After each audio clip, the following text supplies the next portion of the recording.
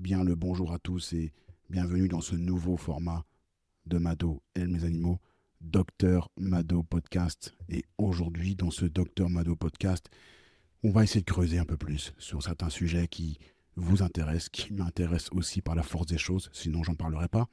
Et dans cette première partie, cette premier podcast, Docteur Mado, on va poser la question, une question très simple que beaucoup de propriétaires se posent. Est-ce que mon chien est carnivore? Est-ce que mon chien est omnivore? Qu'est-ce qu'il doit manger? Et ça, c'est une question qui revient souvent. Il y a, je pense, quand même, euh, parfois, c'est toujours difficile d'avoir une information éclairée. Si on dit qu'il est carnivore, on va croire qu'il doit manger que de la viande. Si on dit qu'il est omnivore, on va se dire qu'il doit manger comme nous, beaucoup de céréales, un peu de viande et puis des légumes. Et je voulais un peu vous donner mon point de vue sur le sujet. Est-ce que le chien doit être considéré comme un carnivore ou est-ce qu'il doit être considéré comme un omnivore? Et j'ai vu dans des livres de nutrition vétérinaire que le chien était, des fois, pas tous les livres, mais était qualifié d'omnivore. Ça m'a vraiment surpris et je me suis dit, on va essayer de creuser un peu et on va essayer de répondre à cette question-là et essayer un peu de rentrer dans ce genre de débat. Et à mon avis, c'est des débats qui sont vraiment intéressants. On pourrait se poser la question essentielle, qu'est-ce qu'un chien mange vraiment quand il vit totalement libre? Je dis bien totalement libre. Est-ce qu'il va être un carnivore, manger beaucoup de viande, ou que de la viande? Est-ce qu'il va être un omnivore, comme nous, ou est-ce qu'il va être une forme hybride, quelque chose entre les deux? Et pour comprendre ça, je pense qu'il faut finalement explorer ce que la nature nous enseigne. Vous allez avoir trois grandes familles d'animaux. Vous allez avoir d'abord les carnivores, qui ont finalement un corps qui est une vraie machine de, pas de guerre, mais une vraie machine conçue pour chasser et digérer la viande. Quand vous regardez les dents de votre chien, il y a des dents qui sont pointues. Et ces dents qui sont pointues, c'est pour déchirer. Les dents à l'arrière, quand votre vétérinaire regarde les dents pour savoir s'il y a du tartre, il a accès aux canines directement. Et puis à l'arrière, il a accès à des dents qui sont pointues, qui sont des grosses dents. On les appelle les carnassières. Donc elles portent bien leur nom. Et ces dents-là, elles sont pointues, elles sont faites pour déchirer le contenu musculaire. Et puis, il y a aussi une mâchoire qui s'ouvre de haut en bas. Ça, c'est intéressant, la mâchoire qui s'ouvre de haut en bas. Il n'y a pas de mouvement latéral. Des mouvements de latéral qu'on va retrouver chez les herbivores plutôt, qui finalement réduiraient et qui réduisent, pardon, la puissance de la morsure. Donc ici, on veut une mâchoire qui s'ouvre de haut en bas et on a des dents qui sont très pointues pour déchirer la viande. Et si on parle de leur estomac au carnivore, on va avoir un magma, un bain, j'ai envie de dire, très acide. On a un pH qui est très acide, on a un pH qui est parfois proche de 1 ou qui est proche de 1,5. Et ce pH-là, il est vraiment acide et il est capable de dissoudre rapidement les gros morceaux. Il est capable également de digérer et de dissoudre les os lorsque le carnivore à l'état sauvage mange une carcasse entière. On va aussi avoir quelque chose qui est intéressant et qui est commun à tous les carnivores, c'est un intestin qui est court. Tous les carnivores ont un intestin qui est court par rapport à la longueur du corps. On est ici 3 à 4 fois la longueur du corps et on veut une digestion rapide. Donc ces données, finalement, elles sont confirmées chez le chien dans tous les manuels de physiologie vétérinaire. Chez les chiens, on a aussi un intestin grêle qui mesure en moyenne 4 à 5 fois la longueur du corps. Sur un omnivore comme l'homme, on va être, à titre de comparaison, de 10 à 12 fois. On va avoir chez le chien une acidité gastrique autour de 1, 2, parfois même je peux lire 3, mais plutôt 2 on va dire, et ça correspond réellement au pH des carnivores stricts comme le chat. Et ces caractéristiques finalement vont faciliter la dégradation rapide des protéines animales et protègent aussi les bactéries qui sont présentes dans la viande crue. C'est hyper intéressant parce que je pense que des fois vous devez vous poser la question pourquoi mon chien peut trouver dans la forêt une carcasse ou quelque chose de pas très net, du poisson pourri, je ne sais pas, en tout cas des restes avec dessus une puanteur ou même du caca d'animal sauvage, le manger et pas tomber malade. Pourquoi le chien peut aussi boire dans, on va dire, de l'eau croupie, une stagnation d'eau, un étang, sans être malade. C'est vrai que j'ai jamais essayé, moi, mais si à mon avis je bois dans un étang ou dans une eau croupie, je pense que je vais rapidement avoir mal au ventre. C'est pas le cas du chien et ça s'explique par ce pH qui est beaucoup plus acide. Et vous allez me dire de combien le pH est plus acide. Eh bien, le pH du chien est 7 fois plus acide que le pH de nous, les humains. Maintenant, si on passe aux omnivores, on peut les appeler les touches à tout. On trouve des molaires qui sont plates. Et les molaires qui sont plates, c'est pour broyer les végétaux. On a une mâchoire qui bouge aussi de côté, qui peut bouger de côté, et on va avoir un estomac qui est moins acide. On est autour d'un pH, comme je l'ai dit, un peu plus élevé que le carnivore, et l'intestin ici va être aussi plus long pour laisser le temps finalement aux bactéries de décomposer un peu les végétaux. Ça, c'est les omnivores. Et puis enfin, la dernière famille, c'est les herbivores qui sont purs. Et eux, finalement, doivent avaler énormément de quantités de plantes, qui sont d'ailleurs souvent pauvres en nutriments.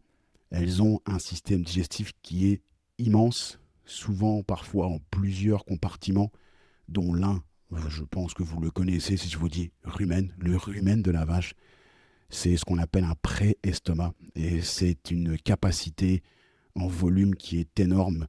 Et on va avoir un intestin qui va être plus long, souvent 20 fois plus long que le corps lui-même. Donc ces rapports de longueur sont des marqueurs finalement qui sont fiables du régime alimentaire. Et les ruminants comme la vache atteignent parfois 20 à 25 fois la longueur du corps, ce qui est d'ailleurs un record un peu chez les mammifères.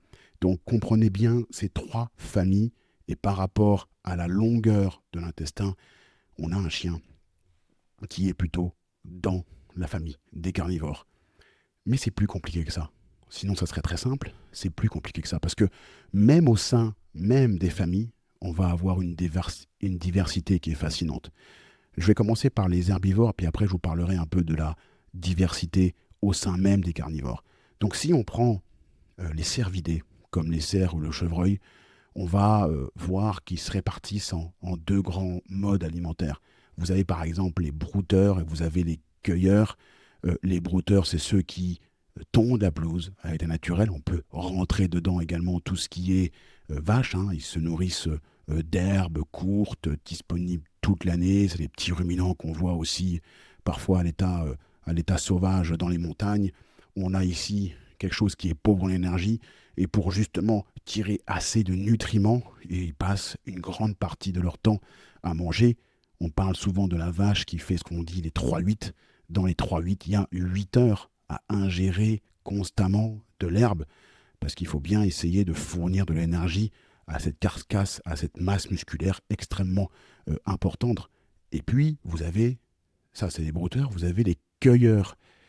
C'est pas le même mode d'alimentation. Donc vous voyez que eux, les cueilleurs, c'est plutôt des jeunes feuilles, c'est plutôt des bourgeons, c'est plutôt des rameaux tendres, c'est plutôt des fruits qui sont riches finalement en glucides, en minéraux. Et c'est une nourriture qui est finalement plus concentrée en énergie, mais qui est aussi plus rare, plus saisonnière. Et donc, on va avoir quelques modifications. Le chevreuil, par exemple, européen, illustre finalement ce mode de vie. Il va passer d'un arbuste à un autre. Il va beaucoup bouger pour sélectionner les parties les plus nutritives. Et finalement, cette distinction, elle montre que le terme herbivore, c'est pas une étiquette qui est unique, c'est vraiment une diversité au sein même des familles. Et l'erreur, c'est de mettre des étiquettes. Souvent, on en met un peu trop et on enferme un animal dans une étiquette et on voit qu'il y a énormément de diversité. Et d'ailleurs, si vous commencez à mettre un chevreuil en lui disant tu vas manger l'alimentation de la vache, je te mets la vache laitière, on va avoir des soucis. Il va tomber malade. Cette même diversité existe chez les carnivores. Vous prenez des pandas. Les pandas, par exemple, ils appartiennent à l'ordre des carnivores. C'est des carnivores. Ils ont été en tout cas étiquetés comme tels. Lorsqu'on regarde la généalogie et l'espèce, on est dans des carnivores. Mais par contre, je pense que vous les avez peut-être déjà observés à la télé ou dans les zoos, ils mangent presque exclusivement du bambou. Exclusivement du bambou, qui n'est pas de la viande. À l'inverse, on va avoir le renard. Le renard roux, il consomme 70% de viande. D'accord? Et lui aussi est un carnivore. Vous voyez? Et parfois même, ce renard roux, qui est dans l'ordre des carnivores, vous pouvez lire sur Internet qu'il est considéré comme omnivore, parce qu'il va manger un peu de tout. Dernier exemple, c'est l'ours noir américain, qui lui aussi est un carnivore. On est dans l'ordre des carnivores, mais qui mange que un quart de viande, on va dire, dans son alimentation, et qui donc est beaucoup plus omnivore que carnivore. Donc aujourd'hui, lorsqu'on étudie tout ça, on parle souvent de spectre trophique pour finalement décrire cette souplesse alimentaire. Donc même au sein d'un ordre, la proportion de viande va varier selon la saison, selon le climat, selon la disponibilité des proies. Maintenant, où mettre le chien là-dedans? Eh bien écoutez, ça se vérifie aussi chez le chien, tout ça. Lorsqu'il vit en liberté, il y a 2 études intéressantes qui ont été menées, notamment en Inde, sur des chiens errants, une de 2009, une de 2016, qui montrent que les chiens-là consomment en priorité des restes carnés, du poisson, de la viande, de la volaille, dès qu'ils en trouvent. Et ces chercheurs-là révèlent que lorsqu'ils ont accès à des déchets de viande, ceux-ci peuvent représenter jusqu'à plus de 70% de leur apport énergétique. Donc, ça veut dire que l'animal va avoir une attirance pour la viande. Par contre, si la viande se fait rare, là, ils ont la capacité, et ça c'est plutôt intéressant pour eux, plutôt intéressant d'un point de vue évolution, plutôt intéressant d'un point de vue survie, de se rabattre sur des restes. Et là, on va avoir des restes de riz, on va avoir des restes de pain qui vont être offerts par les habitants. Mais ce qu'il faut retenir, c'est que ces solutions d'apports végétaux restent finalement des solutions de secours. Et ça, c'est des données qui sont précieuses parce que c'est très difficile aujourd'hui, avec le chien qui a été domestiqué, d'observer des chiens en situation réelle, sans croquettes, sans ration contrôlée. Et ces données-là, pour moi, elles sont marquantes parce qu'elles confirment finalement que le chien a une préférence carnivore et finalement comparable à celle de leurs cousins sauvages. Donc si on doit retenir quelque chose avec ces chiens-là, c'est que c'est difficile de coller des étiquettes. Derrière le mot carnivore, il y a une grande diversité de comportements. Il y a la biologie du chien, ça on le sait, mâchoire puissante, dents faites pour déchirer, estomac très acide, intestin relativement court, qui finalement le rapproche vraiment beaucoup plus d'un carnivore. Et puis, il y a également d'autres éléments, comme récemment les analyses génétiques, qui finalement nous montrent que le chien a des copies de gènes qui permettent de digérer l'amidon, donc digérer l'énergie dans les céréales que le loup n'a pas.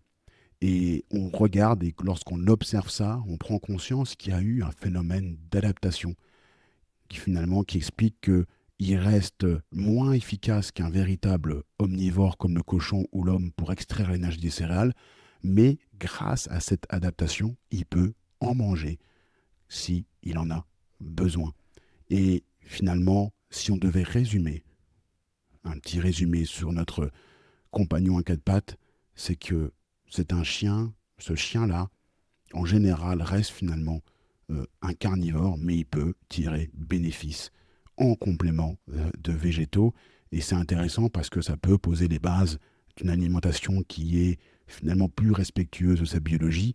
Et en résumé purement express, retenez ceci: les carnivores ont un estomac très acide, pH 1 et 2, intestin court, c'est le cas du chien.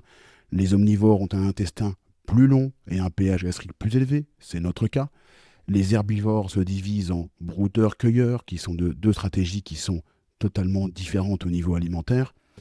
Les recherches menées sur des chiens errants d'Inde confirment que s'il y a une possibilité, le chien ira sur des produits carnés. Et puis, le chien domestique reste donc proche de ce modèle carnivore. Il a su évoluer auprès de l'homme une évolution très rapide finalement, quelques dizaines de milliers d'années, pour pouvoir s'adapter et à manger des petites quantités ou des quantités de glucides, des quantités d'amidon, des quantités de végétaux sans altérer sa santé. Je vous remercie à vous pour ce premier podcast et je vous dis à très vite pour d'autres contenus, pour d'autres questions. Partagez ce contenu et je prends bien à vous. À très vite.